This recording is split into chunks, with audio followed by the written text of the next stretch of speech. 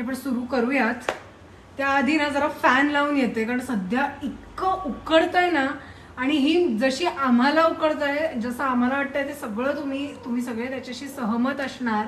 या बाबतीत आम्हाला इतकी खात्री आहे. सध्या टेम्परेचर 39 डिग्रीपर्यंत जाऊन पोहोचलंय.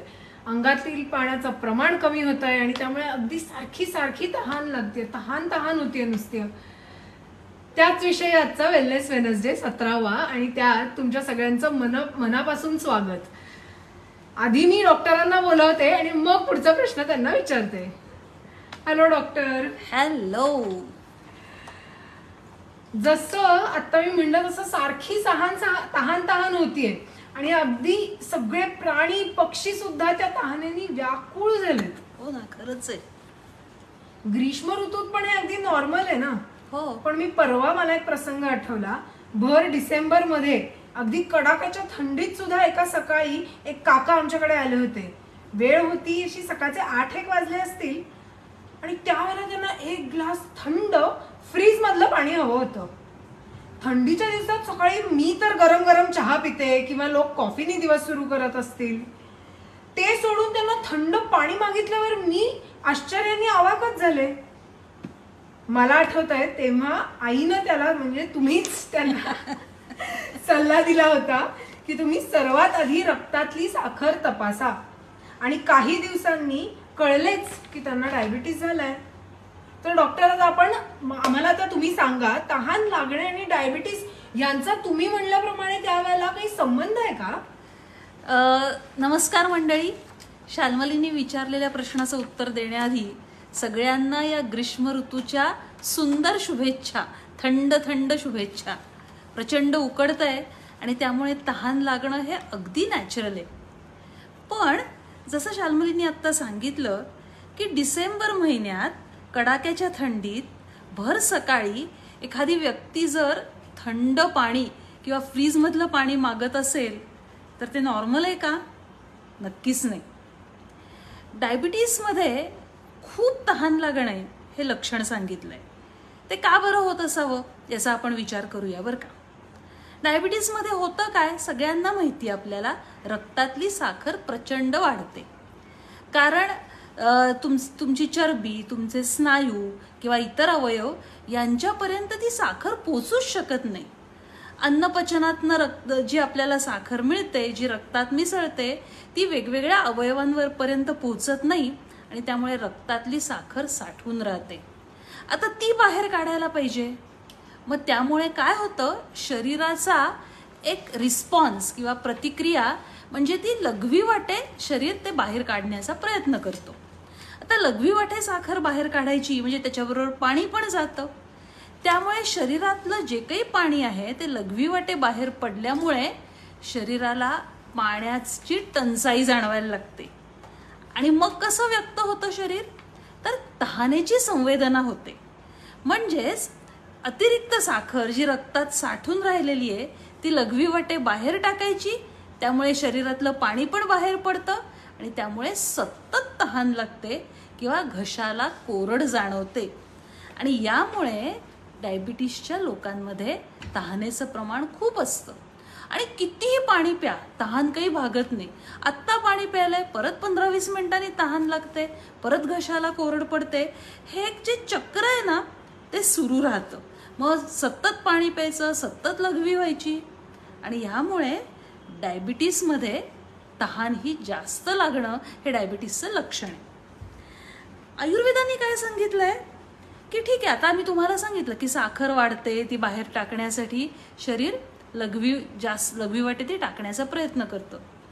पण आयुर्वेदाने जी डायबिटीसच्या पूर्वीची अवस्था, ज्याला आम्ही प्रमेह पूर्वरूपावस्था म्हणतो, त्यामध्ये सुद्धा तहान जास्त लागणं हे एक लक्षण सांगितलेलं आहे. म्हणजे साखर जरी नॉर्मल असली तरी डायबिटीसची पूर्वरूप असतात, तेव्हाही तहान ही जास्त लागू शकते. ओके, पण ही अशी जेव्हा जास्त तहान लागतीये तेव्हा ती डायबिटीसमुळेच लागतीये का अन्य काही कारणांनी लागतीये हे ओळखायचं कसं? म्हणजे असं, जर तहान जास्त लागत असेल तर शुगर टेस्ट करा, असं तर होऊ शकत नाही ना. लगेच तहान लागली आणि लगेच केली शुगर टेस्ट. अगदी बरोबर आहे. आता आपण बघूया बरं का की तहान कशा कशामुळे जास्त लागते. खूप उन्हाळा आहे, खूप घाम येतोय, त्यामुळे शरीरातलं पाण्याचं प्रमाण कमी होतंय आणि खूप तहान त्यामुळे लागतीये हे सांगायला कुणी डॉक्टरची गरज नाही. किंवा तुम्ही खूप खेळत असाल किंवा शारीरिक श्रमाची कामं करत असाल, उदाहरणार्थ दिवसभर शेतात राबणारे शेतकरी, त्यांना सतत तहान लागते. जरी पावसाळा किंवा अगदी असा कडक उन्हाळा नसेल, पावसाळा असेल किंवा इतर कुठला ऋतू असेल, तरी दिवसभर जो माणूस उन्हात काम करतो त्याला तहान ही सतत लागणारच. मग त्यामध्ये शेतकरी असोत, फेरीवाले असोत, रस्त्यावर बसून आपल्या वस्तू विकणारे विक्रेते असोत, किंवा उष्णतेजवळ काम करणारे आचारी असोत, भट्टीजवळ काम करणाऱ्या व्यक्ती असोत, कारखान्यातल्या उष्ण वातावरणात काम करणाऱ्या व्यक्ती असोत, त्यांना सतत तहान लागणं अगदी साहजिक आहे. त्यानंतर उलट्या जुलाब ज्यांना होतात आणि त्यामुळे शरीरातलं पाण्याचं प्रमाण कमी होतं, म्हणजे ज्याला आपण डिहायड्रेशन म्हणतो, त्यांनाही घशाला कोरड पडते आणि तहान जास्त लागते. याशिवाय माहितीये का, जी लोक तेलकट जास्त खातात, आता बघा तुम्ही लग्नाचं जेवून आलात एखाद दिवस तर सारखी तहान लागते आणि पाणी पाणी होतं. तसंच तेलकट खाण्यात जास्त आलं किंवा पचायला जड असे पदार्थ खाण्यात जास्त आले तर त्यामुळे सुद्धा जास्त तहान लागते आणि जास्त पाणी प्यायलं जातं. आता ह्या सगळ्या व्यतिरिक्त डायबिटीसमुळे लागणारी तहान कशी असते, म्हणजे उष्ण ऋतू नसला तरीही, थंड ऋतू असला तरीही, बाहेर कडाक्याची थंडी असली तरीही, शारीरिक श्रम केलेले नसले तरीही घशाला सतत कोरड पडणं आणि पाणी पिऊनही ती कोरड पुन्हा पुन्हा पडणं, तहान न भागणं, सतत थंडगार पाण्याची इच्छा होणं आणि असं बरेच दिवस चालणं आणि त्याबरोबरच वरचेवर लघवी होणं आणि डायबिटीसमध्ये सांगितलेली इतर काही लक्षणं, ही सगळी आपल्याला दिसली की ती तहान डायबिटीसमुळे तर नाही ना, अशी शंका घ्यायला आपल्याला वाव असतो. ओके, पण अशा सतत लागणाऱ्या तहानेवर उपाय काय आहे? पाणी प्यायचं. म्हणजे काय आहे, पाणी हे अमृत आहे आणि पाण्याची रिप्लेसमेंट कशानेही होऊ शकत नाही. करेक्ट, पाणी का काम पाणीही करताय. येस, म्हणजे तहान लागली असेल तर पाणी प्या, हे तेवढंच ऑब्व्हियस आहे. सगळ्यात मला तुम्हाला सांगायचं आहे की तहानेकडे दुर्लक्ष करू नका. म्हणजे काय तुम्हाला माहितीये का, जेव्हा शरीराला पाण्याची गरज असते तेव्हा शरीर तहानेची संवेदना देतं, ज्याला आम्ही तृष्णा वेग म्हणतो. वेग म्हणजे विशिष्ट संवेदना जी शरीराकडनं निर्माण होते. तृष्णा म्हणजे तहान. तर तृष्णेचा वेग आला म्हणजे तहान लागली आणि ह्या तृष्णेचा वेग जो आहे त्याला आवरायचं नाही. म्हणजे तहान लागली तरी पाणी न पिणं म्हणजे तृष्णा वेग विधारण असं म्हणतो, ते करायचं नाही.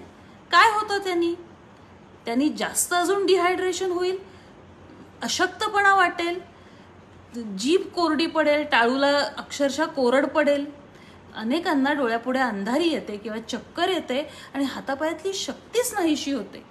एकदम ब्लड प्रेशर लो होऊ शकतं आणि माणूस अक्षरशः बेशुद्ध सुद्धा पडू शकतो. त्यामुळे तृष्णा वेगाचं विधारण करायचं नाही. तहान लागली की पाणी हे प्यायलाच पाहिजे. आता उलट्या जुलाब सुरू आहेत, पाणी पचत नाहीये किंवा त्यानंतर तहान लागते डिहायड्रेशन झाल्यामुळे, तर काय कराल?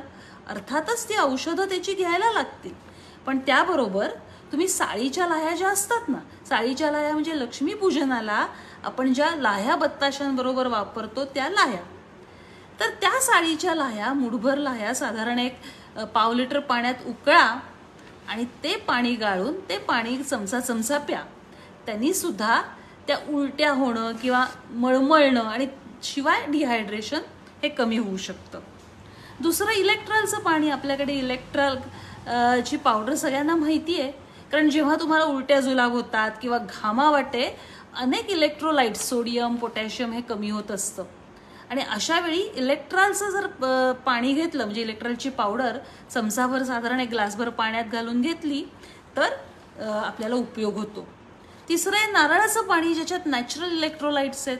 नारळाचं पाणी पिऊ शकता, लिंबाचं सरबत सुद्धा घोटघोट पिऊ शकता आणि त्यामुळे सध्या उन्हाळे लागणं जे म्हणतात की ज्याच्यामध्ये लघवीला पण जळजळ होते किंवा एकदम उलट्या किंवा जुलाब लोकांना होतात, अशा वेळी तुम्ही हे उपाय करायला हरकत नाही.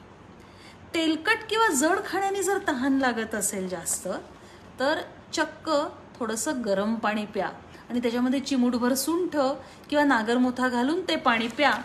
ती तहान ही गरम पाण्यानेच भागते.